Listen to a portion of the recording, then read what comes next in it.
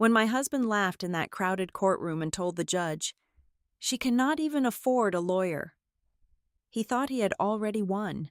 He looked at my sensible shoes and plain binder, completely certain I was too quiet and embarrassed to matter. He forgot one crucial detail: every padded invoice, every hidden transfer, and every single missing dollar in his crumbling empire had passed through my hands before he decided I was disposable. My name is Ivy Perry, and I was standing in the exact center of courtroom 4 in the Red Hollow County Courthouse when I realized precisely how my husband intended to erase me. The air in the family law division always smelled of industrial floor wax, nervous sweat, and stale coffee. It was a waiting room for broken lives, filled with people who were angry, terrified, or entirely defeated. I stood near the defendant table, looking exactly like a woman who belonged in the defeated category. I wore sensible shoes. They were flat, navy blue slip-ons bought on clearance 3 years ago. The kind of shoes worn by a woman who spends 10 hours a day standing on concrete warehouse floors or pacing behind a cramped desk, not the kind worn by a woman who lunches at country clubs. In my arms, I hugged a plain, 2-inch blue binder. It had no custom embossed logo, no leather cover, and no shiny brass corners. It was bought at a generic office supply store for $4.99, and it made me look thoroughly harmless. I looked like a substitute teacher who had lost her way.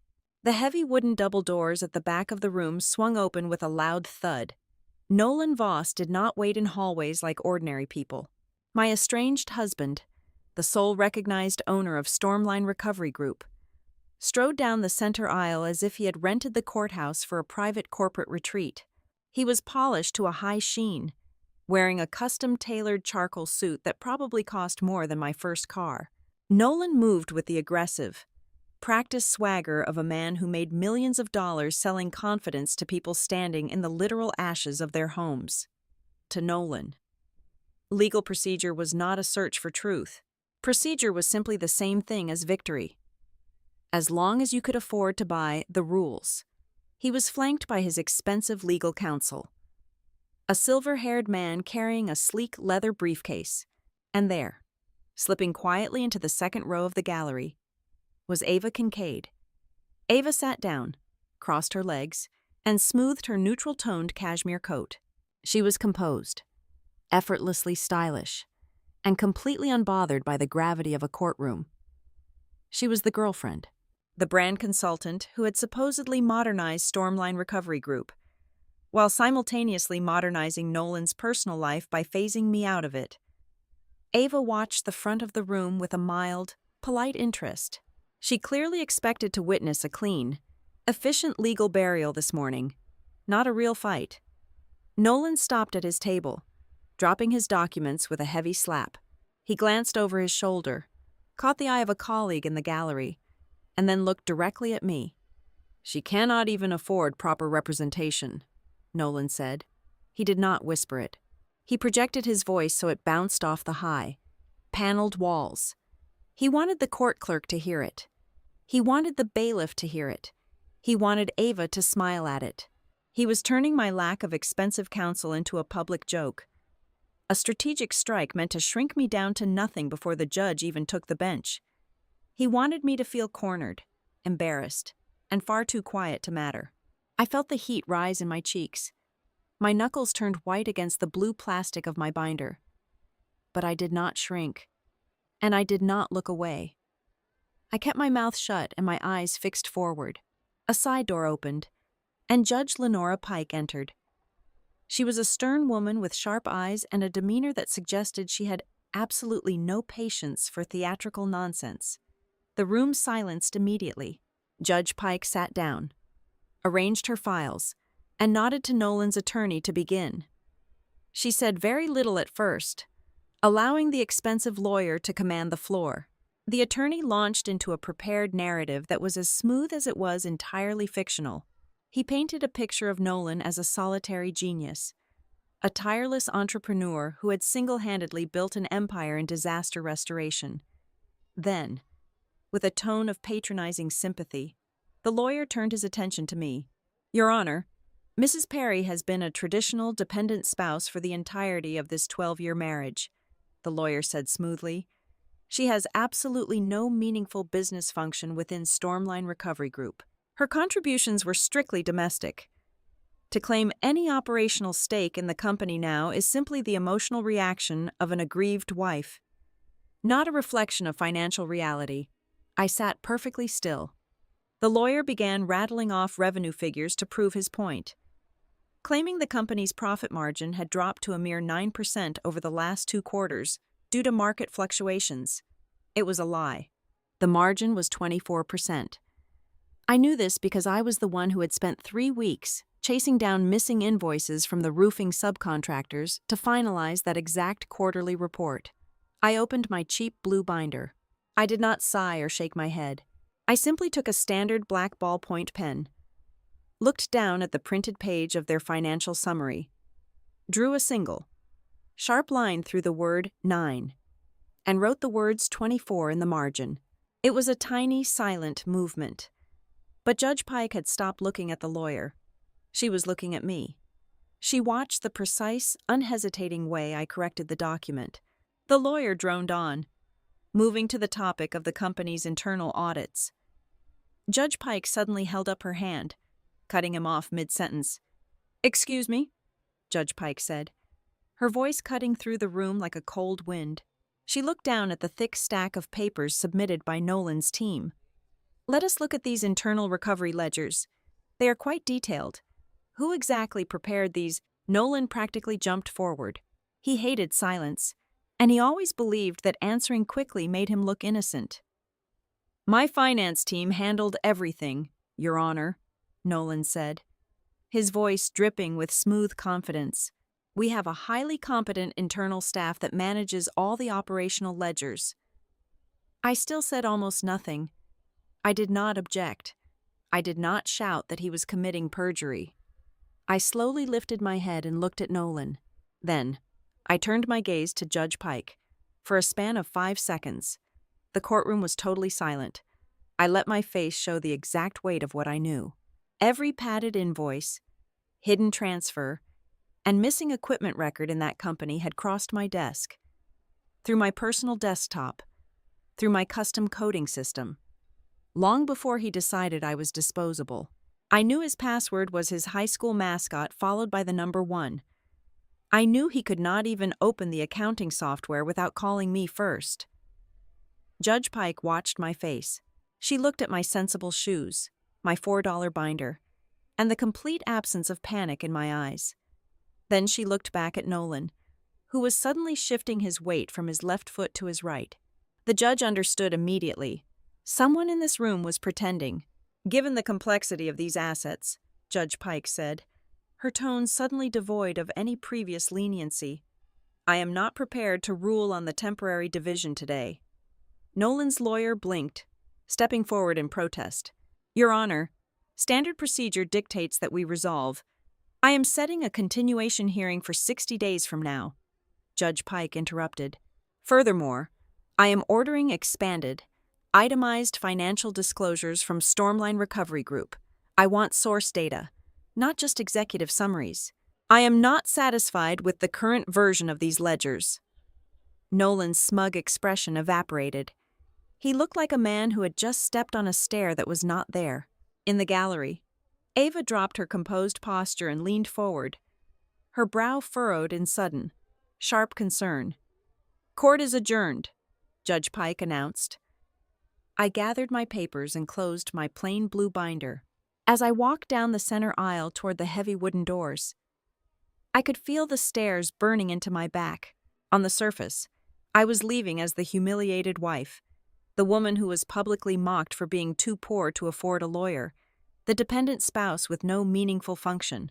But as I pushed through the doors and out into the harsh fluorescent light of the courthouse hallway, my heart was beating with a steady, fierce rhythm. The humiliation was just a shadow now, burned away by one crucial realization.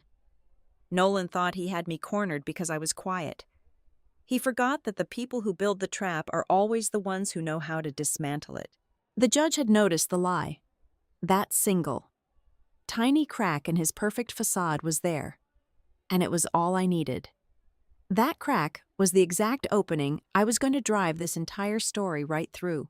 Before the cold fluorescent lights of the county courthouse and the tailored suits of expensive attorneys, there was just the relentless, exhausting grind of the work itself. Stormline Recovery Group made its fortune on the absolute worst days of other people's lives. We profited from devastating house fires, sudden flash floods, and Category 4 hurricanes that peeled roofs off residential neighborhoods like tin cans. When families were standing on their front lawns, shivering in the freezing rain and staring at their ruined living rooms, Nolan was the man who showed up to shake their hands. Nolan was our charismatic closer. He had the kind of reassuring, booming voice and steady eye contact that convinced terrified homeowners, exhausted insurance adjusters, and highly skeptical bank lenders that everything was going to be perfectly fine.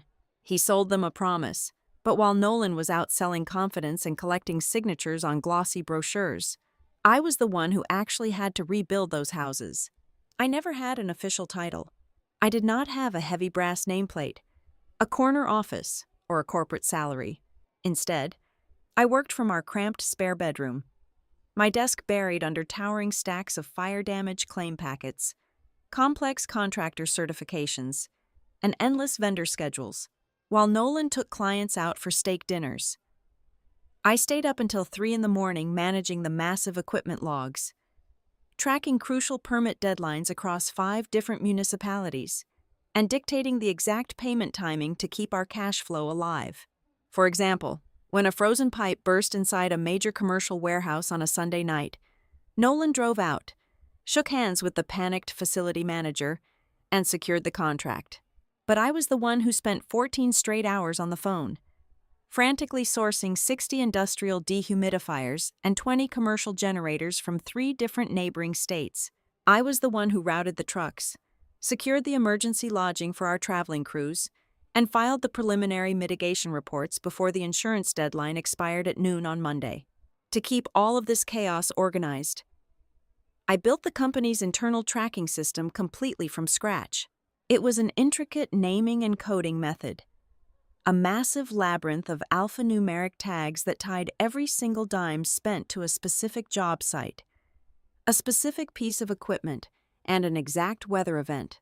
Nobody else at Stormline respected my system. The junior project managers constantly complained that my codes were far too long or too tedious to type out on their tablets. They did not understand that my tedious little codes were the exact and only reason tens of thousands of dollars did not simply evaporate into thin air every single quarter. My system caught double billing from shady subcontractors. It tracked the daily rental rate of a single air scrubber, so we never undercharged an insurance carrier. The veteran field supervisors knew the truth, though.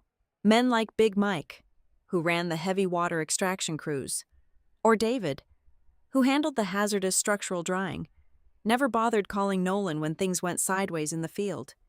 They called my cell phone. They trusted me because I was the one who made sure their exhausted crews actually got paid on Friday afternoons.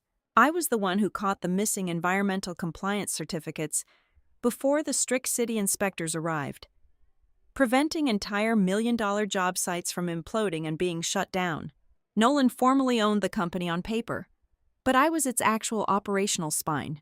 Yet, whenever we attended industry dinners, charity galas, or local business association meet and greets, Nolan always made sure to verbally shrink me down to size.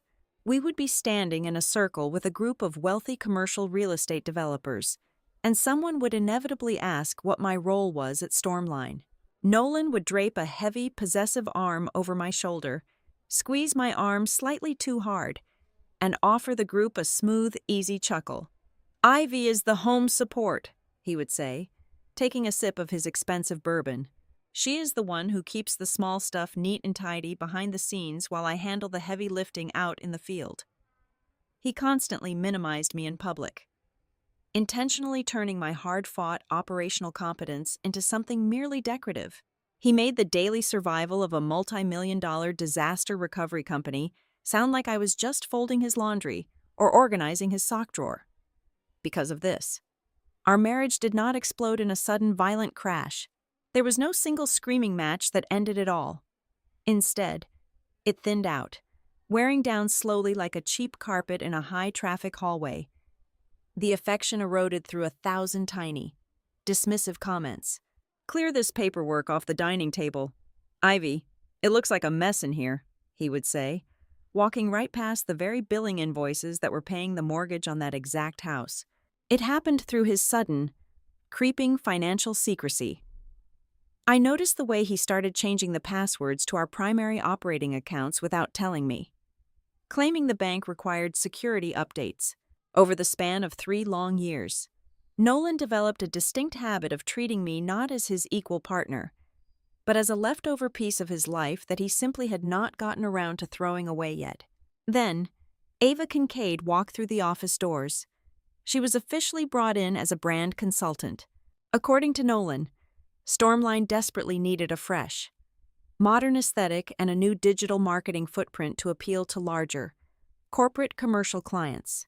But the very moment Ava arrived, the entire atmosphere inside the company shifted. I felt the cold change immediately in the center of my chest.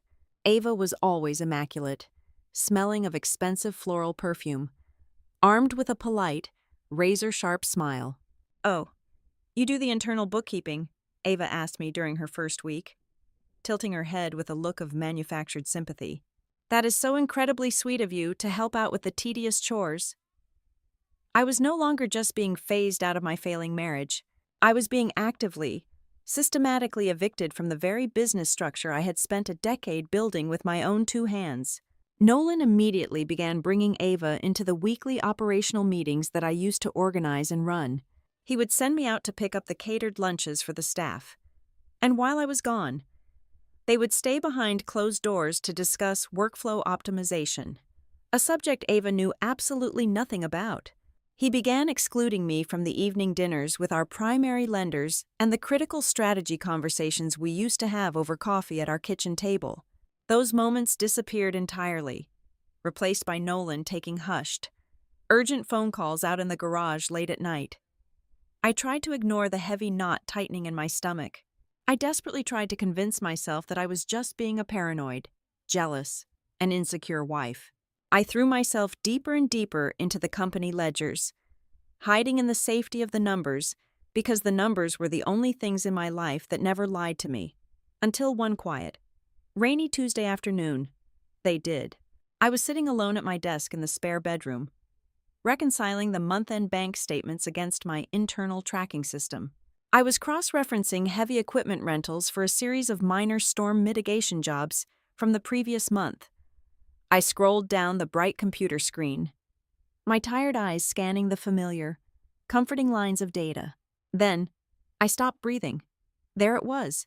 It was a brand new transfer code. A massive withdrawal of $150,000 moving directly from our primary operational account into a shadow ledger I had never seen before, labeled simply as a catastrophe reserve fund. I froze, my hand hovering over the computer mouse. I knew every single code in that system by heart. I knew every active job site in our portfolio. A catastrophe reserve was a highly specific financial mechanism. It was only supposed to be triggered when we faced a massive, multi-state weather event that required us to front hundreds of thousands of dollars in emergency payroll, temporary housing, and travel expenses for our mobile crews. But there was no hurricane. There was no widespread regional flooding. There had not been a single declared natural disaster in our operating region for over 8 long months.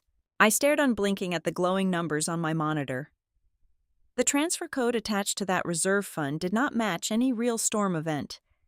It did not match any real vendor invoice. It did not match any real payroll run. It was a complete ghost. A phantom financial entry sitting right there in the middle of the very system I had built to keep us safe and honest. The cold, terrifying realization washed over me, chilling me down to the marrow of my bones. Nolan was not just having a stereotypical midlife affair with a brand consultant. He was not just pushing me out of the company so his ego could play at being the sole corporate visionary. As I sat alone in that room, staring at that fabricated ledger entry, the final piece of the puzzle locked into place. I felt, for the very first time, that my marriage was not the only thing built on a foundation of deceit. The business itself, the company I had poured my entire adult life into, was actively becoming a completely different kind of lie. The house was dead quiet. It was 2 a.m, and the only light came from the harsh, cold glow of my laptop screen reflecting off the polished oak of the kitchen table. I sat there with 3 years of archived job packets spread out in front of me like a dissected corpse. I had dragged the heavy banker boxes down from the dust-filled attic, desperately trying to prove my own suspicions wrong. My back ached, and my eyes burned from staring at spreadsheets. But I could not stop. I wanted so badly to find a simple misfiled email. I prayed for a sloppy transposition error. I wanted a perfectly innocent explanation for the phantom money I had found in the catastrophe reserve. I did not want to admit that the man I had married was a thief. Instead of a mistake, I found a rhythm. I uncovered a very deliberate, meticulously hidden pulse of financial rot. I started matching the daily physical dispatch logs against the cleared vendor payouts from the bank statements. The first anomaly hit me like a physical blow. On the 14th of October, the company paid out $18,500 for emergency high-capacity water extraction pumps. The invoice claimed a rush mitigation fee for a severe commercial flood, but I pulled the regional weather data for that exact week. It was 72 degrees and sunny across our entire service radius. There was no flood. I cross-referenced the claim number attached to that specific rush fee. It did not exist anywhere in our master index. Then I found the timestamp discrepancies. We had a preferred roofing subcontractor who supposedly billed us for 40 man-hours of emergency tarping on a fire-damaged residential property. I looked closely at the vendor invoice. It was stamped and digitally processed at 9 a.m. on a Tuesday.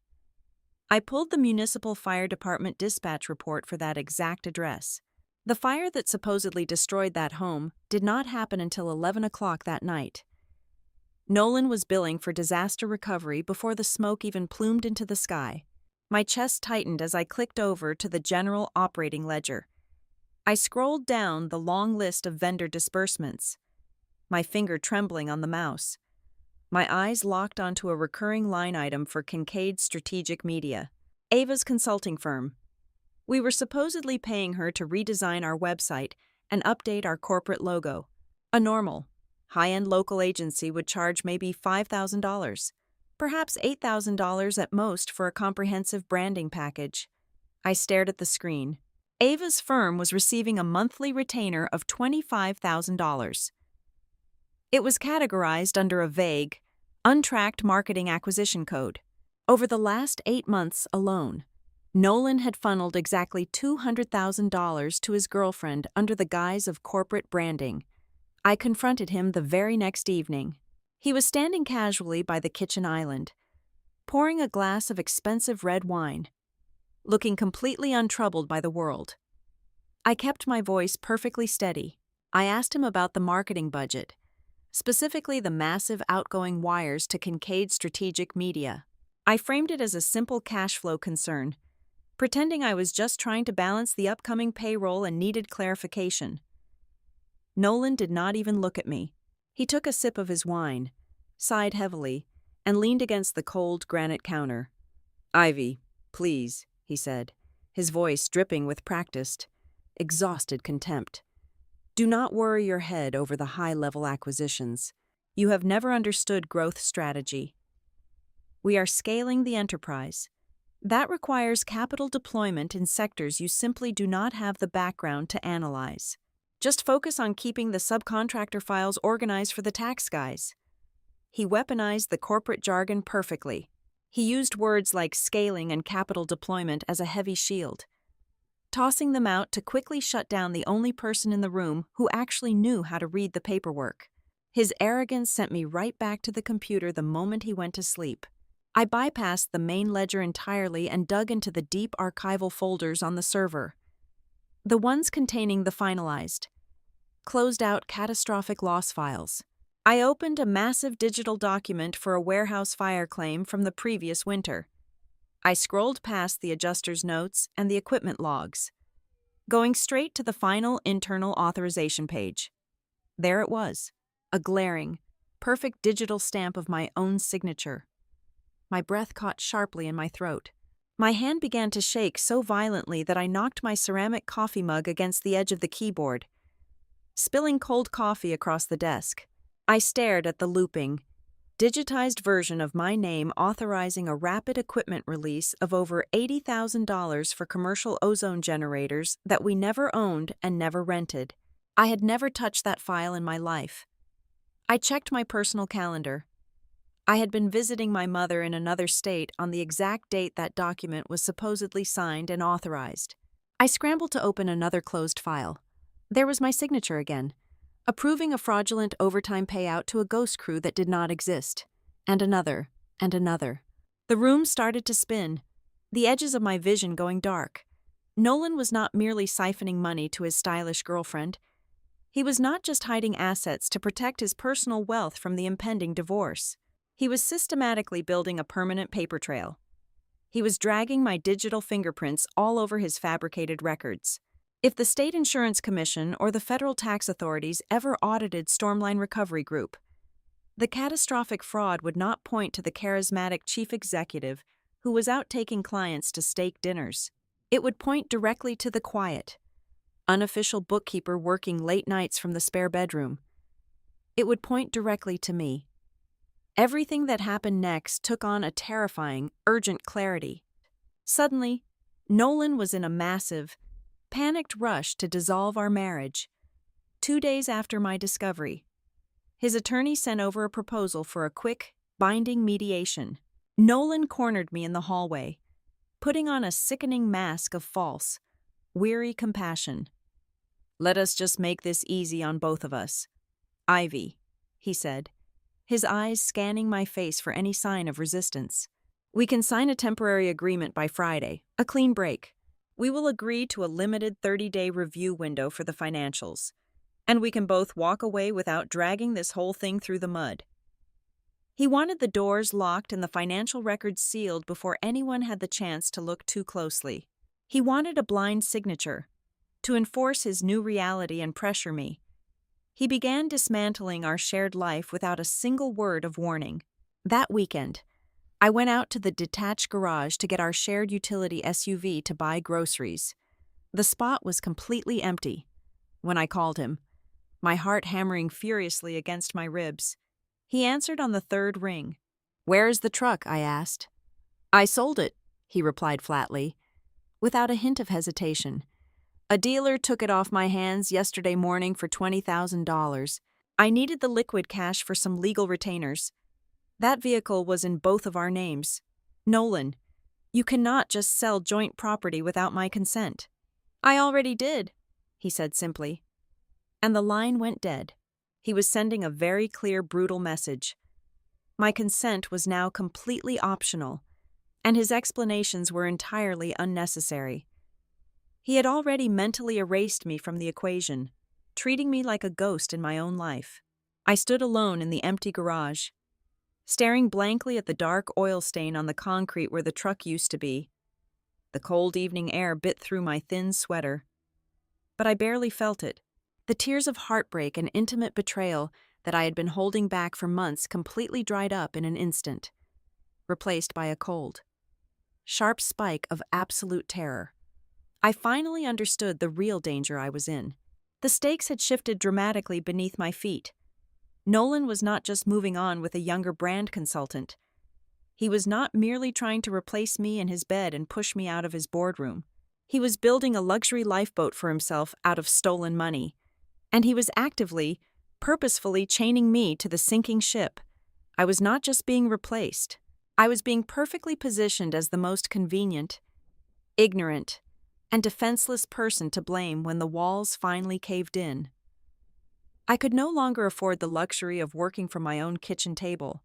The house had stopped feeling like a sanctuary and had quickly become a trap. If Nolan was brazen enough to forge my digital signature on internal catastrophic loss files, I had to assume he was also capable of monitoring my personal devices. The Wi-Fi router sitting in our living room suddenly looked like a surveillance tool. I was terrified he would notice the server access logs, or worse, realize that certain archive files were being systematically opened and reviewed in the middle of the night. I had to become completely invisible. I packed a generic canvas tote bag and stopped logging into the company portal from the spare bedroom. Instead, I drove across town to the main branch of the public library.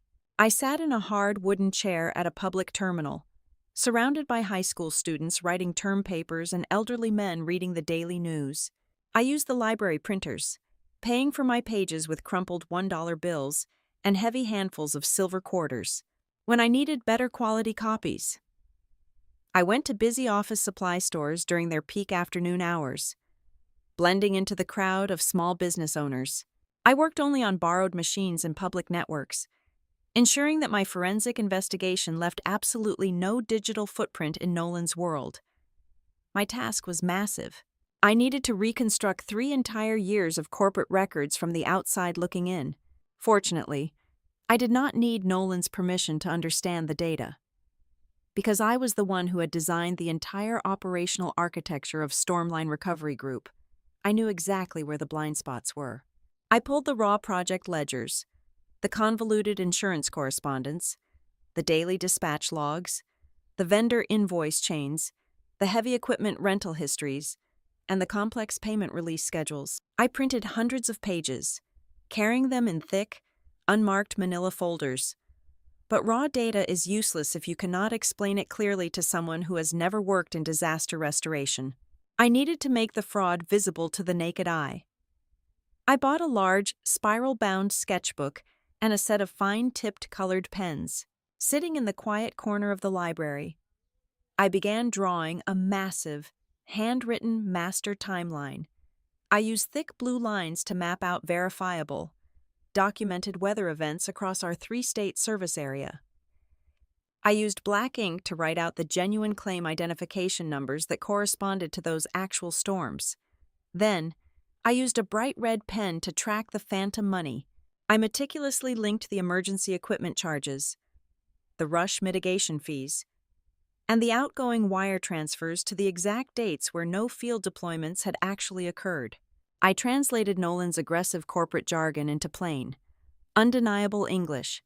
A line went from a fake storm to a fake invoice, straight to a real bank account. It was during this methodical mapping process that a new entity emerged from the noise. I found a recurring vendor listed as Blue Juniper Holdings. It was not directly tied to Ava Kincaid and her public brand consulting firm, which was already bleeding the company dry. Blue Juniper was buried much deeper in the general operating ledger, camouflaged among legitimate municipal permit fees and environmental disposal costs. I used a public terminal to search the state business registry. Blue Juniper Holdings was a registered limited liability company, but it had no physical storefront. Its official mailing address was a private post office box located in a strip mall on the east side of the county. I kept digging, cross-referencing county property tax records and commercial zoning permits. It took me 4 days of searching, but I finally matched the corporate registration number to a physical piece of real estate. It was a massive commercial warehouse located right off the interstate. My blood ran cold when I read the address. I knew that building perfectly. It was the exact warehouse Stormline used to store our fleet of heavy-duty water extraction trucks and industrial generators. We had operated out of that space for 5 years, ostensibly leasing it from an independent commercial management group. I pulled the current deed and the recent transfer history. 14 months ago, Nolan had secretly purchased that entire facility through Blue Juniper Holdings. Then, he had immediately drafted a brand new commercial lease agreement, renting the building back to his own company. He had raised the monthly rent to an absurdly inflated rate, nearly triple the standard market value for that industrial park. He was acting as his own secret landlord. He was intentionally bleeding Stormline of its legitimate operating capital and siphoning that money straight into a concealed, private asset structure. When the divorce finally happened, he would claim Stormline was struggling under heavy overhead costs, while his shadow company absorbed all the actual wealth. I knew Nolan. If he became even slightly suspicious that I was looking at the real estate ledgers, the records would simply disappear. He would delete the internal lease drafts, shuffle the ownership papers, and claim I was having a paranoid breakdown. I could not keep the master timeline or the printed evidence in my car, and I certainly could not take it back to the house. I drove to a self-storage facility 2 towns over and rented a small, climate-controlled locker under my maiden name, paying for 6 months in advance with cash. I bought 3 heavy-duty, waterproof lockboxes. I separated the insurance fraud evidence from the blue juniper real estate documents, storing them in different containers. I was dividing the truth into isolated pieces so that no single fire or unexpected theft could destroy the whole picture.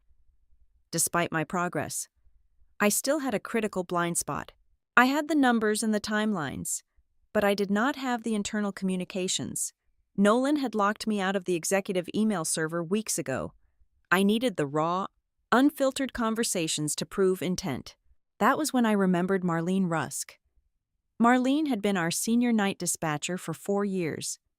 She was a tough, no-nonsense woman who chain-smoked and kept the field crews in perfect line.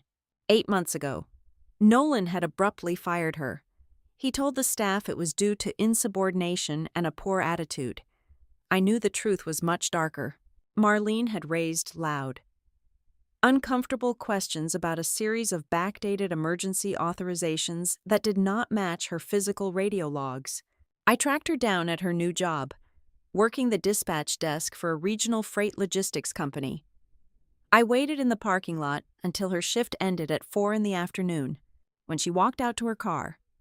She saw me standing by my vehicle. She stopped, her eyes narrowing with suspicion, her hand gripping her purse tightly. "If Nolan sent you to get me to sign a non-disclosure agreement, you can tell him to go to hell," Marlene said, her voice rough and defensive. "Nolan does not know I am here," I replied, keeping my distance so I would not startle her. "Nolan and I are getting a divorce. He's trying to bury me." "Marlene, he is altering the internal authorizations and forging my signature on the catastrophic loss files. I know you saw the fake timestamps before he let you go." Marlene stood completely still in the middle of the asphalt.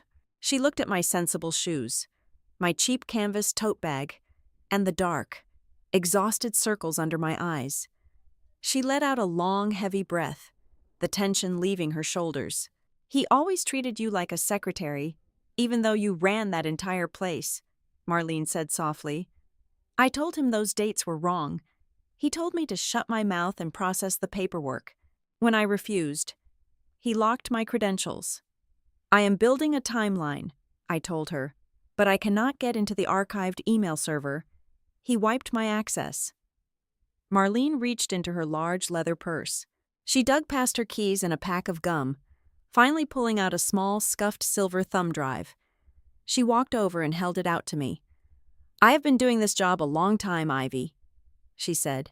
"The night he threatened to write me up for insubordination, I knew what was coming, before I logged out for the last time. I ran a full backup of my entire inbox. I exported the raw workflow histories and the internal communication drafts between Nolan and the regional managers. I thought I might need it for an unemployment hearing, but he never fought my claim. He just wanted me gone. He assumes no one still has this data." I took the small piece of metal from her hand. It felt heavier than a gold bar. "Thank you, Marlene." "Nail him to the wall, Ivy," she said, turning back toward her car. I sat in the driver's seat of my car for a long time, just staring at the thumb drive resting in the palm of my hand. A profound, permanent shift happened inside my chest at that exact moment. The heavy, suffocating blanket of grief and betrayal that I had been carrying for the past year finally dissolved completely. I stopped crying over the death of my marriage. I stopped wondering why I was not good enough for him. I put the key in the ignition and started the engine. I was no longer behaving like a wounded, discarded spouse. I was acting with the cold, ruthless precision of the only competent auditor left inside a rapidly collapsing lie. I had the numbers. I had the timeline. And now I had the internal communications. I was finally ready to start building the trap. I plugged Marlene's scuffed silver thumb drive into the side of the library terminal. The screen blinked, bringing up a neatly organized directory of zipped folders. I had expected to find angry emails from regional managers complaining about missing payroll. I expected to find more evidence of the fake storm dispatches I had uncovered weeks ago. What I found instead was a fully realized alternate universe. Nolan and Ava were not just stealing money from Stormline to fund a lavish lifestyle. They were actively packaging the company for a massive private equity buyout. I opened a master presentation deck titled Project Ascend. It was 45 pages of glossy graphics, aggressive market projections, and outright lies. As I scrolled through the slides, the sheer scale of Nolan's deception finally crystallized. He was running a highly dangerous, two-front war for the family court. He was actively burying assets, hiding behind shell companies, and claiming Stormline was drowning in operational debt to ensure I walked away with absolutely nothing. But for his wealthy private backers, he was painting a masterpiece of hyper-profitability. The pitch deck boasted a 40% year-over-year growth rate. It highlighted a fabricated geographic expansion plan that claimed we were successfully operating in 5 neighboring states, a complete physical impossibility given our actual equipment fleet. Ava's fingerprints were all over the documents. She was not merely a passive girlfriend enjoying stolen dinners. She was the active architect of the illusion. I found dozens of email chains where Ava instructed Nolan on how to reclassify the hidden real estate transfers as high-yield corporate investments. She was intentionally repackaging the company's false numbers into something that could attract millions of dollars in outside money. Then, I clicked on slide 22. The header read, Operational Risk Mitigation. My eyes scanned the bullet points, stopping cold on the third line down. The slide outlined a plan to transition the company to a new, enterprise-level accounting software. The justification for this expensive upgrade was written in Ava's signature corporate speak. It explicitly blamed all previous financial discrepancies on legacy accounting inconsistencies caused by an unnamed internal administrative spouse function. I sat perfectly still in that hard wooden library chair. All the breath knocked completely out of my lungs. Internal administrative spouse function. That was me. That was how they planned to explain the massive holes in the ledger once the private equity firm sent in their own auditors. Suddenly, the humiliating memory of the crowded courtroom rushed back to me. I remembered Nolan laughing and projecting his voice so everyone could hear him say, I could not afford a lawyer. I remembered his expensive attorney telling Judge Pike that I had no meaningful business function. At the time, I thought he was just being a cruel, vindictive husband trying to hurt my feelings. I was so incredibly naive. Nolan's courtroom mockery was never emotional. It was entirely strategic. He was laying the groundwork for his own legal defense. He wanted the official court transcript to reflect that his wife was financially illiterate, hopelessly dependent, and entirely ignorant of how a real business functioned. If the investors or the federal authorities ever discovered the fabricated catastrophe reserves or the forged signatures I had found earlier, Nolan would simply hold up the divorce decree. He would point at the record and say his disgruntled, incompetent ex-wife had messed up the books or gone rogue before he locked her out of the system. I was the built-in scapegoat for a massive commercial fraud.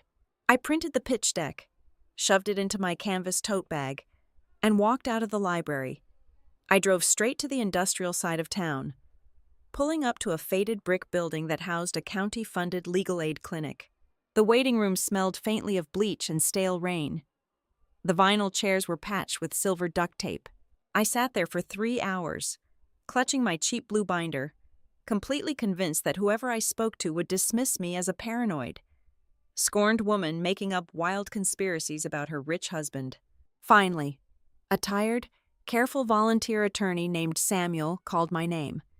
His office was no larger than a supply closet, his desk buried under mountains of eviction notices and domestic dispute files. I sat down and opened my binder. I did not cry. I did not complain about Ava or my broken marriage. I simply laid out the master timeline, the property deeds, the forged authorizations, and the Project Ascend pitch deck. Samuel leaned forward, pushing his wire-rimmed glasses up the bridge of his nose. He read in absolute silence for 15 solid minutes. When he finally looked up, his eyes were wide with genuine alarm. He immediately understood the absolute gravity of what he was looking at. "Mrs. Perry," Samuel said, his voice hushed and deadly serious. "This is not a standard equitable distribution dispute. Your husband is actively committing corporate fraud, and he is laying a paper trail that points the authorities directly at your front door." I swallowed hard, the reality of his words settling like a heavy stone in my stomach. "Will you represent me?" Samuel rubbed his exhausted eyes, a look of deep regret crossing his face. "We cannot. This clinic is only authorized for basic mediation and low-income civil defense. Taking on a complex commercial fraud case requires forensic accountants and a dedicated litigation team we simply do not have the funding to provide. If we enter an appearance, his lawyers will drown us in paper within 3 days, and that will hurt you more than it helps." His refusal left me feeling completely naked, vulnerable, and terrifyingly awed. But Samuel did not send me away empty-handed. He spent the next 2 hours teaching me how to survive without representation. He taught me the strict rules of evidence. He showed me how to punch holes in a document without destroying the metadata margins, how to formally organize my exhibits with correct numerical tabs, and how to protect my physical originals from discovery subpoenas. Most importantly, he taught me exactly how to speak to a judge. He told me never to use adjectives, never to speculate on Nolan's feelings, and never to overreach my boundaries. "Judges hate drama," Samuel warned me, handing back my blue binder. "They love dates, they love account numbers, and they love sworn contradictions. Let the paper do the screaming for you." I took his advice to heart the moment I returned to my small storage locker. I began reorganizing my files using Samuel's strict formatting rules. I pulled out the original stack of preliminary financial disclosures Nolan's attorney had submitted to the court during that first disastrous hearing. I was checking the dates against my master timeline when a glaring anomaly jumped off the page. It was a standard sworn affidavit, a legally binding document where Nolan swore under penalty of perjury that his list of personal assets was complete and accurate. It carried a bright blue notary stamp and a scribbled signature from a local bank clerk. I checked the date of the notarization. The 14th of November. I stopped, my finger pressing hard into the paper. I knew exactly where Nolan was on the 14th of November. He was standing on a convention center stage in Las Vegas, Nevada, delivering a keynote speech at a National Disaster Restoration Expo. I knew this because I had booked his first-class flight, reserved his luxury hotel suite, and paid the heavy registration fees using the corporate card. He flew out on the 12th and did not return to the state until the 17th. It was a physical impossibility for Nolan to have signed and sworn to that document in our home county on the 14th. The notary had stamped a document without Nolan being present, or someone else had forged his signature on his behalf to rush the filing. This was no longer just a husband moving money around to cheat his wife out of her fair share. A sworn, notarized affidavit, submitted to a sitting judge, was a direct fraud upon the court itself. It proved that the deception was not a sloppy mistake, but a coordinated, structural operation involving multiple people willing to break the law for him. I locked the metal door of my storage unit and leaned against the cold, corrugated steel. The streetlights flickered to life in the empty parking lot. I took a deep, shaky breath, letting the final hard truth wash over me. I was not just fighting a bad divorce anymore. I was standing in the middle of a highly controlled, meticulously planned attempt to bury me alive beneath the weight of someone else's financial crimes. If I lost this case, I would not just lose my company, I would lose my freedom. I needed someone who understood the architecture of the money just as intimately as I did, but who sat entirely outside the blast radius of my marriage. That left exactly one person, Dana Solis. Dana was Stormline's independent outside bookkeeping contractor. Nolan trusted her completely. Not because they were friends, but because he calculated that her strict professional neutrality made her safe. He assumed Dana cared only about reconciling the monthly balance sheets and collecting her retainer. She was not an employee. She was a vendor. To Nolan, that meant she lacked the emotional investment to ever look past the surface of the numbers he fed her. Tracking her down outside of corporate channels required patience. I waited until I knew she had a standing Thursday morning meeting with a different client downtown. I intercepted her in the lobby of a quiet, upscale coffee shop right at 8:30. When Dana saw me approaching her table, her posture instantly stiffened. She was a meticulously organized woman in her late 40s, wearing a sharp navy blazer, her laptop already open next to a ceramic mug. "Ivy," Dana said, her tone perfectly even, giving absolutely nothing away. I was informed by Nolan's counsel that all communication regarding Stormline needs to go through official legal discovery. I did not sit down immediately. I stood holding my plain canvas tote bag. "I am not asking you to violate your vendor agreement, Dana," I said, keeping my voice low and steady. "I am just asking you to look at a piece of paper." I slid a single, printed page across the polished wood table. It was the internal authorization form for a massive equipment release, the one bearing the digital stamp of my signature from a day I was hundreds of miles away. Dana glanced down. She recognized the form instantly. Her eyes scanned the approval line, then flicked back up to my face. "I was in Ohio on that date," I told her quietly, "visiting my mother. I have the plane tickets, the rental car receipts, and the hotel folio to prove it. I never authorized that release, and I never authorized the transfer of $85,000 into a catastrophe reserve account that same afternoon." Dana did not say a word, but she reached out and pulled the paper closer. She stared at the digital signature. For a woman whose entire career was built on the absolute certainty of ledgers, a forged financial document was a profound offense. I sat down across from her and pulled out 3 more pages. One was the altered vendor timestamp. Another was a dispatch log that did not match the billing cycle. "He is not just hiding money from me in the divorce, Dana," I said. "He is building a structural fraud, and he is using my old login credentials to make it look like I orchestrated the whole thing." Dana leaned back in her chair, pressing her fingertips together. The professional distance she had been trying to maintain cracked, replaced by a sharp, calculating clarity. She looked at the documents, then looked at me, realizing instantly that I was never the mastermind behind the scheme. I was simply the easiest person to sacrifice. "For 7 years," Dana began, her voice dropping to a cautious whisper, "I processed the operational data you sent me. I reconciled the multi-state payrolls, the vendor holds, and the complex insurance depreciations based entirely on your coding system. Nolan always referred to you as his administrative helper." "I know," I replied bitterly. "Ivy, you are not doing administrative help," Dana said, her tone suddenly fierce with professional respect. "You are performing controller-level work, without the formal title, without the executive pay parity, and without the recognized authority. He deliberately kept you unofficial so he could exploit your labor, and now he is using that lack of title to discredit your actual knowledge." Hearing another professional validate my years of invisible labor felt like taking a full breath of air for the first time in months. It anchored my claim to the true value of the business. Dana tapped the paper showing the catastrophe reserve transfer. "You asked about this account. It was structured specifically to be vague.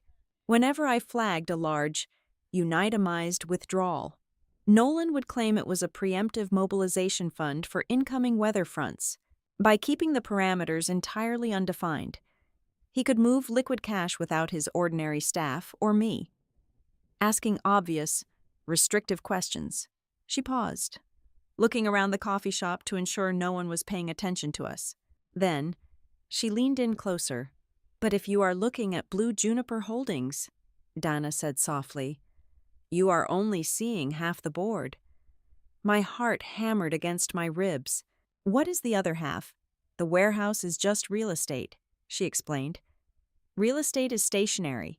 He needed something mobile. There is a second reserve structure. It is linked to the heavy equipment financing through a layered lease arrangement. She quickly mapped it out for me. Stormline did not own its newest fleet of industrial desiccant dehumidifiers or the massive mobile command center vehicles. Instead, they were leased from a third-party equipment vendor. But that vendor was actually sourcing the equipment from another shell entity completely controlled by Nolan. He was essentially double-charging his own operating budget, washing the excessive lease payments through a clean vendor, and depositing the profits into a hidden trust account. "I cannot be a whistleblower, Ivy," Dana stated firmly, setting a clear boundary. "If I voluntarily breach confidentiality without a direct court order, I lose my firm, my license, and my livelihood. I cannot get on a stand and deliver a dramatic speech about his character." "I do not need a speech," I told her. "I just need to know how to trap him." Dana nodded. She pulled a pen from her bag and flipped my printed page over to the blank side. "When individuals represent themselves in court, they try to tell the judge an entire, emotional story all at once," Dana explained, writing rapidly. "They ramble. They lose the thread. You need to stop trying to tell the story. You need to ask surgical questions that force him to tell the story, or force him to commit perjury on the record." She wrote down 4 highly specific, deeply technical questions. They did not ask about his affair or his lies. They asked about equipment depreciation schedules, specific lease origination dates, and the exact routing numbers for the secondary vendor disbursements. Anchor every single question to a specific document, a specific date, and a specific amount, Dana instructed, sliding the paper back to me. Ask him to explain the business purpose of the secondary lease origination on October 12th. Ask him to verify the exact routing number that received the $45,000 disbursement on November 3rd. Do not let him pivot to marketing strategy. Hold him entirely to the math. I stared at the 4 questions. They were clean. They were devoid of any emotion.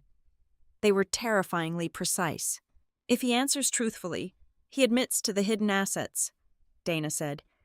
"If he lies under oath about a routing number you can later subpoena, he traps himself completely. You do not need to prove he is a bad husband. You just need to prove he's a liar on paper."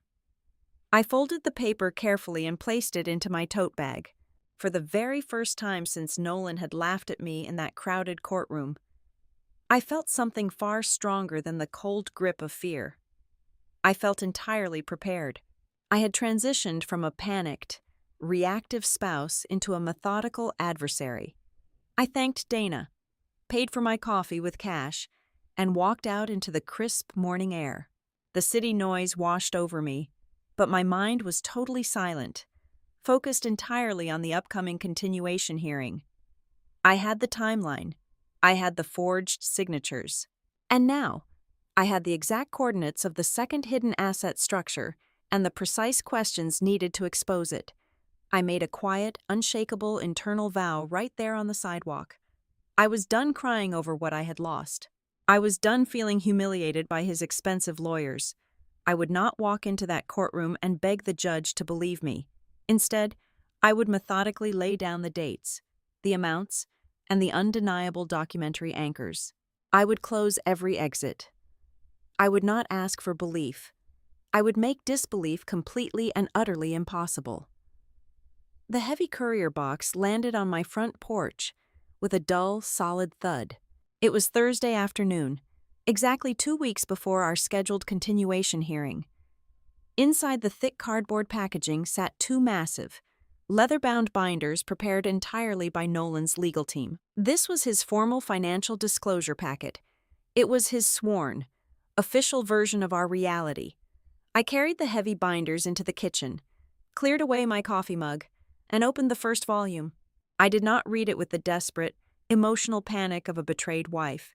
I read it with the cold, mechanical precision of an auditor actively looking for a fatal flaw. Nolan's narrative was a masterpiece of manufactured financial misery. He presented Stormline Recovery Group as a company barely keeping its head above water. He claimed our gross revenue had plummeted by 35% over the last 4 quarters. He listed massive operational liabilities, bloated subcontractor debts, and a terrifyingly low cash reserve. He painted a picture of a business that was practically insolvent, entirely dependent on aggressive new high-interest loans just to make the weekly payroll. Then, I turned to the section regarding my own status. His attorney had drafted a brutal, condescending assessment of my earning capacity. The document portrayed me as an unskilled dependent who had been out of the traditional workforce for over a decade. It stated clearly that I possessed no meaningful corporate experience and no specialized education. He estimated my future earning potential at roughly minimum wage. The strategy was incredibly obvious. He wanted to reduce my status to absolute zero, terrifying me with the prospect of total poverty so I would eagerly accept whatever meager, humiliating settlement he threw at my feet just to survive. I did not flinch. I did not throw the heavy binder across the room. I simply reached for my colored pens and began to dismantle his lies line by line. I skipped the glossy executive summaries and dove straight into the raw data appendices. Exactly where people like Nolan assume no one ever looks. I went meticulously through his operational expense spreadsheets. I checked the formulas, the category codes, and the date ranges. On page 214, buried deep within a quarterly projection matrix, I found a subtle but devastating clue. It was a specific column header. The text read, Equipment Maintenance Reserves. It was misspelled twice. Equipment had an extra letter, and maintenance was spelled with an E instead of an A. A slow, cold smile crept across my face. That was my exact typo. 7 years ago, when I was first building the internal tracking architecture from scratch, I had quickly typed out that specific header in a master template. I had locked the top row of the spreadsheet to prevent the junior managers from accidentally altering the formatting, because I was the only person who ever ran those specific back-end reports. I never bothered to unlock the sheet and correct my own spelling mistake. Nolan had not used an independent finance team to prepare this disclosure. He had simply exported my exact work product, the very system he swore in open court I had no part in creating. He was reusing my proprietary templates to prove his case, all while legally claiming I had zero operational role in the company. He had just handed me the undeniable, documented proof of his own perjury. I turned my attention to the real estate exhibits. I knew the concealed warehouse arrangement was his most vulnerable point, so I carefully reviewed the commercial lease agreement his attorney had submitted to the court. It was a dense, heavily worded document filled with standard legal boilerplate. Most people read the terms of the rent, skip the endless pages of liability clauses, and stop reading immediately after the signature block on page 38. I read every single word. I checked the page numbers printed in the bottom right corner of the document. Page 37, page 38, page 39, page 41. Page 40 was completely missing. Nolan's legal team had quietly omitted a single page from the middle of the appendix, likely assuming I would be too overwhelmed by the sheer volume of paperwork to notice a numerical gap hidden past the signature line. The next morning, I drove down to the county recorder's office in the center of the city. I paid a $14 fee and requested the full, unredacted public filing of that specific commercial lease. The clerk handed me a freshly printed, certified copy. I stood right there at the public counter and flipped straight to the back of the document. Page 40 was a separate legal addendum. It was a strict personal financial guarantee. It stated that if the hidden shell company ever defaulted on the massive, inflated rent payments, the landlord had the absolute right to seize the personal assets of the individual guarantor. At the bottom of the page, signed in black ink and fully notarized, was the signature of Ava Kincaid. She was not just a girlfriend giving bad advice. She was legally and financially bound to the concealed asset structure. Nolan had intentionally removed this page from his court filing because it directly linked his brand consultant to the massive diversion of corporate funds. When I returned home, there was a slim legal envelope taped to my front door. It was a fast settlement offer from Nolan's attorney, demanding an answer within 48 hours. They were offering me a one-time cash payment of $200,000 to walk away immediately. It sounded like a lot of money to someone who did not know the truth. But I read the attached contract. Buried in the settlement language was a massive, ironclad confidentiality clause. It demanded that I permanently destroy all internal company documents currently in my possession. It required me to sign a non-disclosure agreement forbidding me from ever discussing the financial history of Stormline with any third party, explicitly including any state or federal tax authorities. They were not offering me a settlement. They were trying to buy my silence before the live testimony began. They were terrified of what I might say under oath. I did not call his lawyer to negotiate. I did not send an angry email. I packed my canvas tote bag, drove to my rented storage unit to retrieve my original documents, and then headed straight to the public library. I sat at the borrowed terminal and began drafting my formal objections to his disclosure packet. I did not write emotional paragraphs about his infidelity or his cruelty. I used the strict, clinical formatting Samuel had taught me. I crafted narrow, precise, and surgical objections based entirely on the questions Dana had provided. I formally objected to his business valuation, citing his unauthorized use of my proprietary intellectual property, attaching the misspelled spreadsheet as Exhibit A. I formally objected to his real estate disclosures, stating the submitted lease was intentionally incomplete. I attached the certified, publicly recorded version of page 40, clearly highlighting Ava's personal guarantee, and entered it as Exhibit B. My filing was entirely devoid of emotional noise.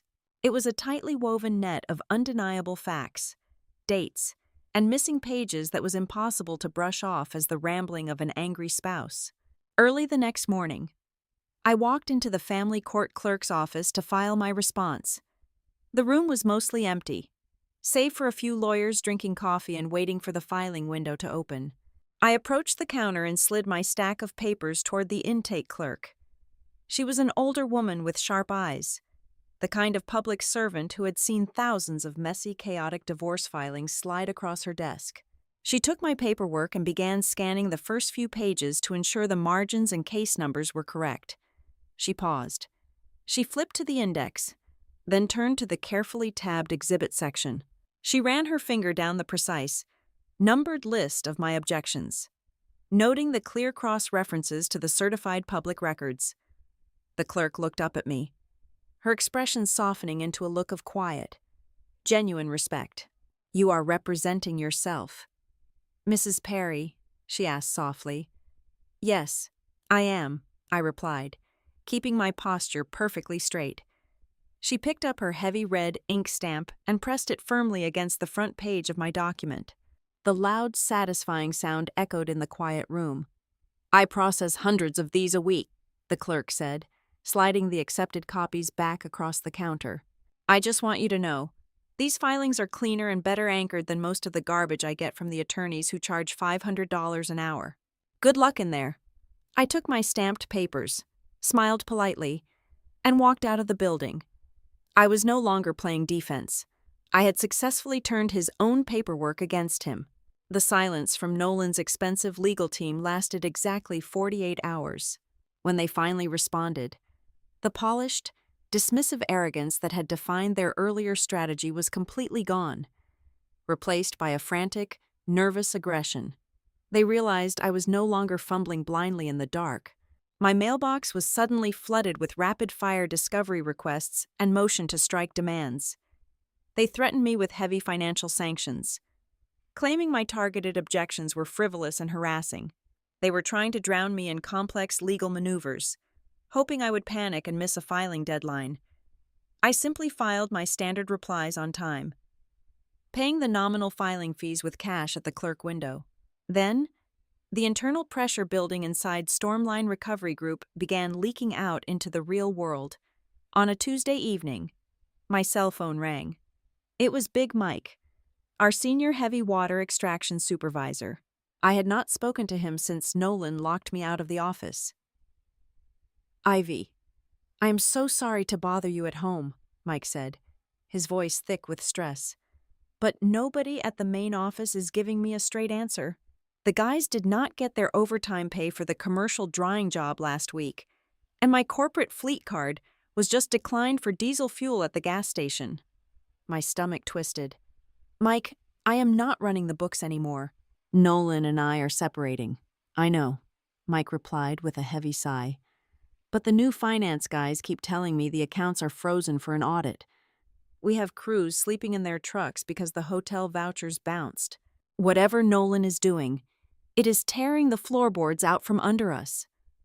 Nolan was bleeding the legitimate company dry to fund his hidden blue juniper holding structures, and he was doing it too fast. The cash pressure was becoming visible to the people doing the actual labor. The external pressure was mounting on him as well. The next night, Nolan left a voicemail on my phone. In the background of the audio, I could clearly hear Ava's voice. She sounded shrill and terrified. She was demanding that Nolan resolve the case immediately because their private equity investors had requested a full secondary audit of the capital assets. Ava knew that if the family court uncovered the hidden warehouse lease, the investors would pull their millions of dollars and likely refer the pair of them for federal prosecution. Driven into a corner, Nolan launched a campaign of relentless psychological warfare. He swung violently between fake tenderness and outright cruelty. He showed up unannounced at the end of my driveway on a Thursday morning, blocking my car. "Ivy, please," Nolan said, leaning against my window with a soft, pleading look that he used to reserve for grieving homeowners. "We built this entire life together. You are angry, and I understand that. But you are trying to burn down the house with both of us inside it. Accept the settlement. We can both walk away clean." I rolled my window down exactly 2 inches. "The house is already burned. Nolan, you lit the match." His face instantly hardened, the fake compassion vanishing behind a mask of pure malice. "You think you are so incredibly smart," Nolan hissed, his voice dropping to a dangerous whisper. "You think you can play auditor and expose me? Listen to me very carefully. Your name is on those catastrophic loss files. Your digital signature authorized those massive cash reserves. If you drag this out and force a judge to look at the fraud, the authorities will not care about our divorce settlement. They will look at the login credentials. They will see your name, and you will go to federal prison right alongside me." He stepped back from the car and walked away, leaving me gripping the steering wheel so tightly my hands ached. For one long, terrifying afternoon, I nearly broke under that fear. I sat on the floor of my living room, surrounded by my neatly organized binders, completely paralyzed by the thought that the truth might still punish the wrong person. He had planned this so perfectly. He had the money, he had the expensive lawyers, and he had my signature stamped across dozens of federal insurance crimes. What if the judge simply looked at the digital ink and decided I was a willing accomplice? I called Dana Solis in a blind panic. I met her at the same coffee shop, my hands shaking as I explained Nolan's threat. Dana remained completely calm. She took my laptop, plugged in the raw data export from Marlene's saved thumb drive, and opened the system architecture files. "He is banking entirely on your fear of the technology." "Ivy," Dana explained, her fingers moving rapidly across the keyboard. "A digital signature is just an image file, but every action taken within an enterprise software system generates a hidden metadata log. It records exactly when the action happened, and more importantly, where it happened from." She highlighted a string of complex numbers on the screen. "These are the media access control addresses and the Internet protocol locations," Diana said, pointing to the screen with her pen. "The forged approvals bearing your name were not entered individually. They were batch uploaded. 100 files altered all at once. At 2:15 in the morning on a Sunday. And look at the originating network address. It does not match the wireless router at your house. It perfectly matches the hardwired desktop terminal sitting in Nolan's private corner office." The suffocating weight lifted off my chest in an instant. Nolan had forged the signatures, but he had been too arrogant to cover his own digital footprints. 2 days later, the dynamic of the case shifted permanently out of Nolan's control. Judge Lenora Pike issued a terse, highly unusual pre-hearing order. She formally rejected Nolan's motion to seal the financial records. Instead, she ordered a full evidentiary continuation. Most importantly, she issued mandatory court subpoenas requiring live, under oath testimony from Nolan Voss, Ava Kincaid, and Dana Solis. It was the first undeniable sign that the court saw this situation as something far larger and much darker than an ordinary divorce quarrel. Judge Pike was demanding to see the people behind the paperwork. The morning of the final hearing arrived with a cold, biting wind. I walked into the Red Hollow County Courthouse wearing the same sensible navy blue slip-on shoes I had worn months ago. The air smelled exactly the same, a mix of industrial floor wax and nervous sweat. I stood in the wide hallway outside courtroom 4, adjusting the heavy strap of my canvas bag. The wooden double doors opened, and Nolan stepped out into the corridor. He was wearing a different custom suit, this one a deep navy, his hair perfectly styled. His expensive attorney stood slightly behind him, looking nervously at his watch. Nolan saw me standing alone against the wall. He adjusted his expensive silk tie, let out a short, familiar laugh, and walked directly toward me. He was desperately trying to project the same towering, untouchable arrogance that had opened this entire story. "Tabbed binders and highlighters," Nolan said, looking down at my bag with a sneer of manufactured pity. "You are just embarrassing yourself. Ivy, you still cannot afford a real fight." I did not shrink away. I did not drop my gaze. I looked directly into his eyes and saw the tiny, frantic pulse beating in the side of his neck. He was terrified. "I do not need to afford a fight, Nolan," I said softly, my voice perfectly steady. "I just need to afford a pen." I turned and walked past him into the courtroom. I took my seat at the defendant table and unpacked my cheap blue binders. My eyes were burning from countless sleepless nights, and my back ached from carrying the weight of his lies. But as I arranged my documents, I felt a new, profound kind of calm wash over me. It was the absolute, crystalline calm of a woman who no longer needed comfort, who no longer needed an apology, and who no longer needed her husband to tell the truth. I had the metadata. I had the missing lease page. I had the records, the numbers, and the paper trail. The trap was perfectly set. The steel jaws pulled back tight. All I needed now was timing. The silver-haired attorney representing my husband stood up, buttoned his tailored suit jacket, and walked confidently to the center podium. He began exactly as I expected, painting a vivid, highly patronizing portrait of an embittered spouse who simply could not let go of the past. "Your Honor," the attorney began, projecting his smooth, practiced voice across the crowded room. "What we have before the court today is a fundamental misunderstanding of corporate structure, driven by emotional distress. Mrs. Perry was an excellent, supportive wife for 12 years. She handled the domestic sphere. She occasionally helped organize company picnics, or she sorted through disorganized gas receipts at the kitchen table. But she has tragically mistaken this basic household involvement for actual corporate responsibility. Her recent filings are not the work of an auditor, but the frantic, confused actions of a woman overwhelmed by grief and a complete lack of financial literacy." Judge Pike leaned back in her heavy leather chair. She did not interrupt.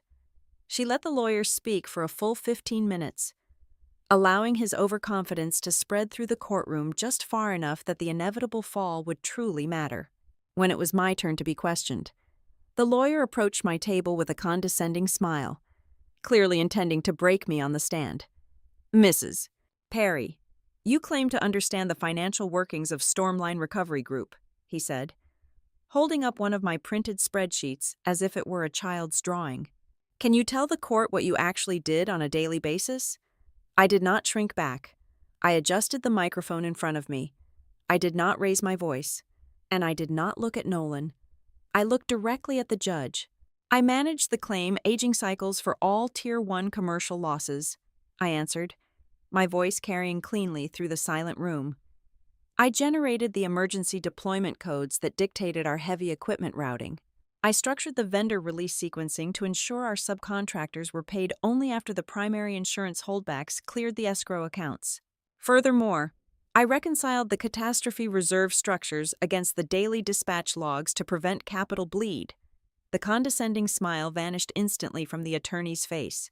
The court reporter's fingers flew rapidly across her machine. The room grew incredibly quiet. They were expecting a crying housewife talking about broken promises and stolen years. Instead, I was speaking in the exact, impenetrable operational language of a chief financial officer. The judge, the bailiff, and even Nolan's own paralegal began to understand that I was not recalling disjointed fragments of a business I observed from the outside. I was describing the very architecture of the company itself, down to the heavy steel studs. Judge Pike sat forward, resting her elbows on the heavy wooden bench. She looked past the stunned attorney and locked eyes directly with Nolan. "Mr. Voss," Judge Pike said, her tone deceptively mild. "Your wife just described an intricate vendor release sequencing system tied directly to insurance holdbacks. Since you previously testified under oath that your dedicated finance team handled all of these systems without her involvement, could you explain to the court how your team calculates those specific reserve structures?" Nolan stood up. He adjusted his silk tie, his face flushing a deep, mottled red. He opened his mouth, but the smooth, charismatic closer was completely gone. He looked rattled for the very first time since this divorce began. "Well, Your Honor, the team utilizes a dynamic growth strategy." Nolan stammered, frantically falling back on his hollow corporate jargon. "We leverage the market conditions to maximize the operational capital during storm surges." "That is not what I asked, Mr. Voss," Judge Pike interrupted, her voice dropping a fraction of an octave. "I asked how the reserve structures are calculated against the holdbacks. It is your company. How does it work?" Nolan swallowed hard, a bead of sweat tracing the line of his jaw. "I delegate the micro-level accounting, Your Honor. I focus on the macro acquisitions." He could not answer. He did not know the math. The lie was completely exposed, hanging naked in the cold air of the courtroom. The lawyer quickly tried to pivot to save his sinking ship. He called Ava Kincaid to the stand to testify about her role as an independent contractor, desperately hoping to distance her from the financial rot and salvage the brand consulting narrative. Ava walked to the witness box wearing a tailored gray dress, looking every bit the polished, unbothered professional. "Ms. Kincaid, do you have any meaningful financial involvement with Blue Juniper Holdings or the real estate leased by Stormline Recovery Group?" the attorney asked softly. "Absolutely not," Ava replied smoothly, offering the judge a polite, winning smile. "I run a strategic media firm. I provide marketing services. I have nothing whatsoever to do with Mr. Voss's commercial real estate decisions or his hidden assets." I stood up from my chair, holding a single piece of paper. "Objection, Your Honor," I said, my voice cutting through her beautifully rehearsed performance. "The witness is committing perjury. I ask the court to direct its attention to Exhibit B in my filed response, specifically page 40 of the commercial lease agreement." Judge Pike flipped open the thick binder on her desk. Ava's polite smile completely dissolved, replaced by a look of stark, sudden panic. "This is a certified public record obtained directly from the county clerk," I continued, making sure every single word was sharp and undeniable. "It contains a personal financial guarantee tying the concealed warehouse arrangement directly to the witness. It bears Ms. Kincaid's notarized signature. She is legally bound to the property." Judge Pike stared down at the document, then looked up at Ava. Her eyes narrowed into dangerous slits. "Ms. Kincaid," Judge Pike warned, her voice cold enough to freeze water, "I highly suggest you consult with independent legal counsel before you answer another question in my courtroom." Ava practically vibrated with fear, her hands trembling in her lap. Her eyes darted toward Nolan, who was staring furiously at the wooden table. The oxygen was rapidly leaving their carefully constructed lies, suffocating them right there on the stand. Then, It was Dana Solis's turn. She took the stand with the rigid, unyielding posture of a woman whose entire professional life depended on absolute accuracy. Nolan's attorney tried to handle her gently, knowing she was a neutral third party.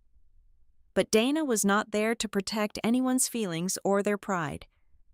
"Ms. Solis, you were the outside bookkeeper," Judge Pike asked directly. "In your professional capacity, how would you describe Mrs. Perry's role within Stormline Recovery Group?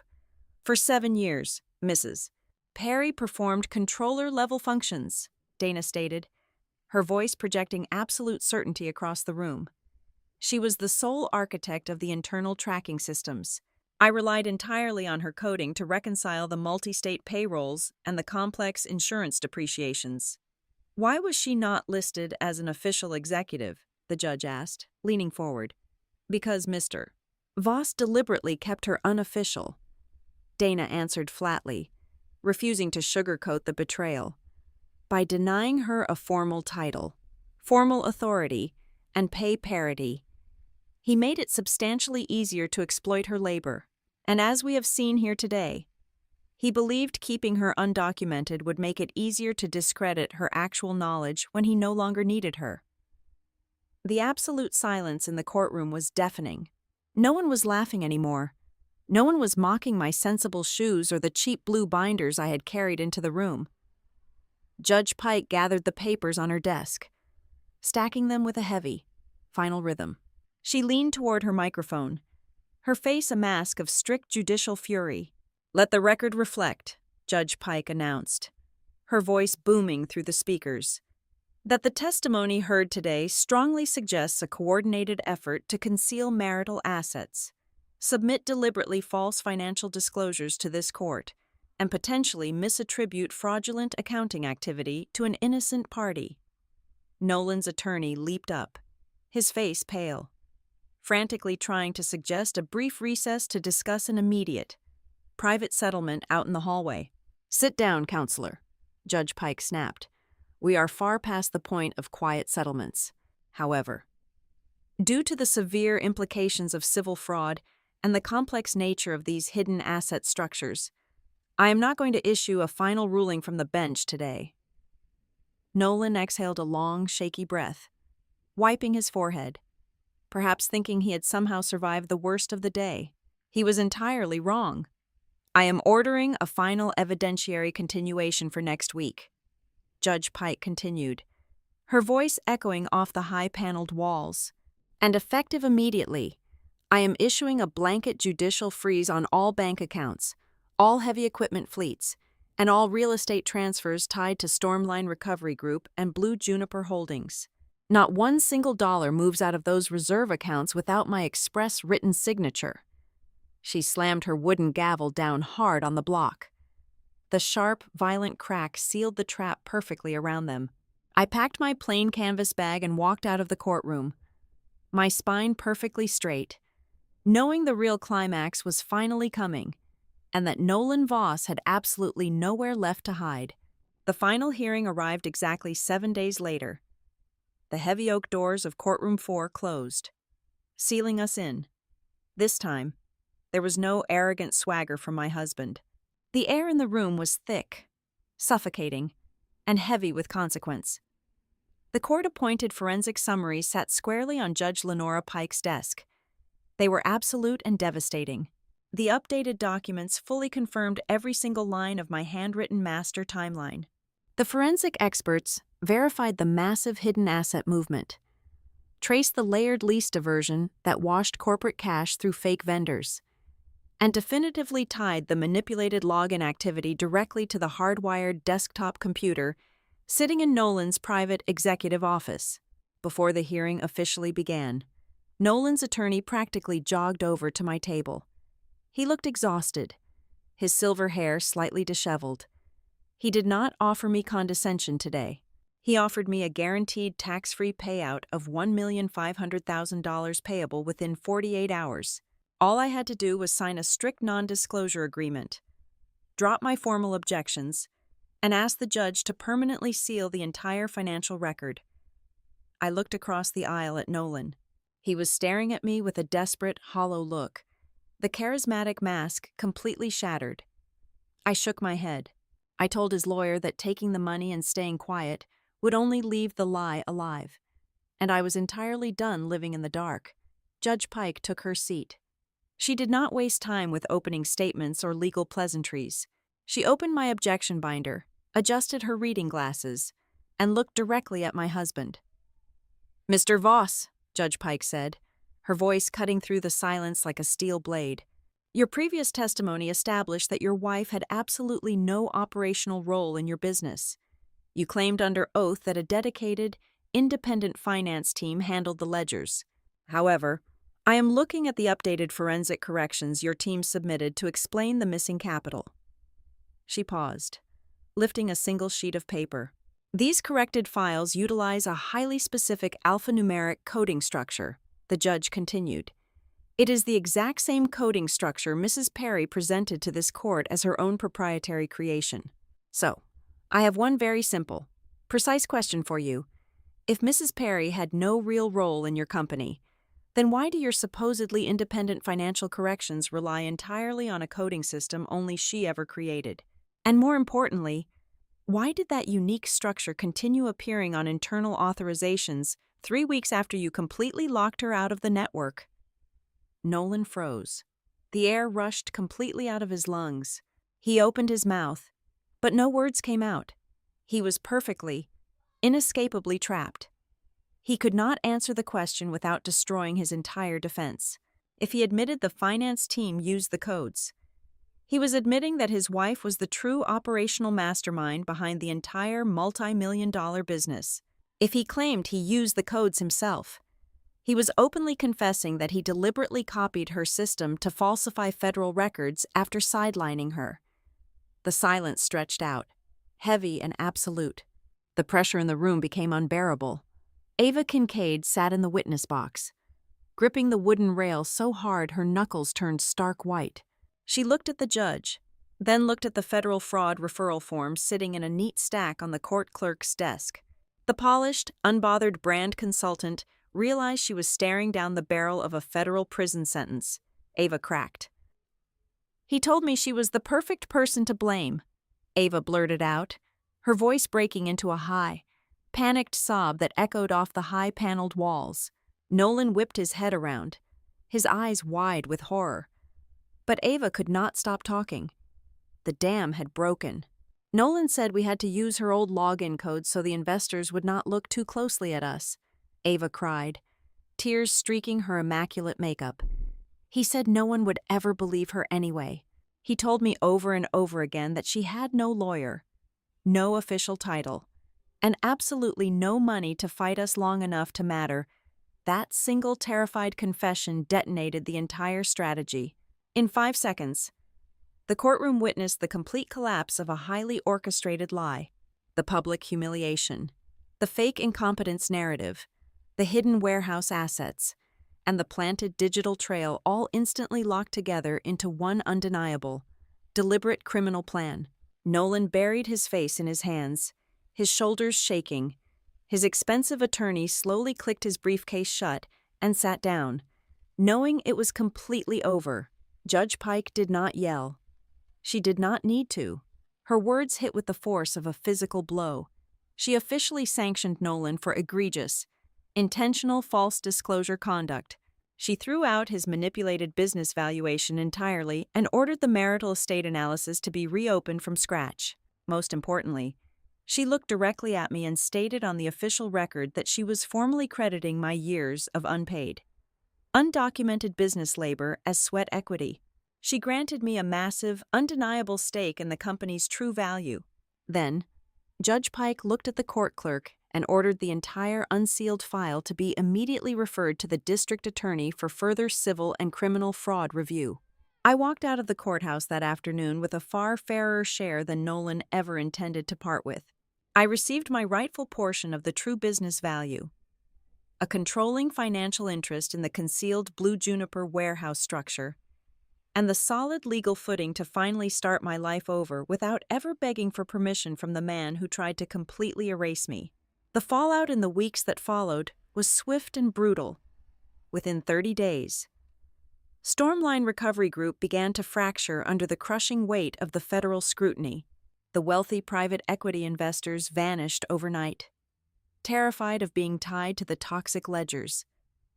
Ava Kincaid packed her expensive bags and vanished from Nolan's side the moment the state subpoenas arrived at her front door. Nolan was left entirely alone, sitting in the ashes of an empire he never actually knew how to run by himself. Meanwhile, I took a senior, fully paid operations role with Stonegate Recovery Alliance. I was given a real title, an executive salary, and a beautiful corner office where my deep industry knowledge was finally acknowledged and respected instead of exploited. Today, I live in a smaller, much quieter home. It has a wrap-around porch and a garden I tend to on the weekends. As I sit here drinking my morning coffee, watching the sunrise over the trees, I realize something profound. The real revenge was never about screaming at him in a crowded courtroom. It was never about matching his cruelty or destroying his life. The truest, most devastating revenge was simply hearing the undeniable truth entered into the permanent legal record by a judge who saw exactly who had been holding up the whole roof all along.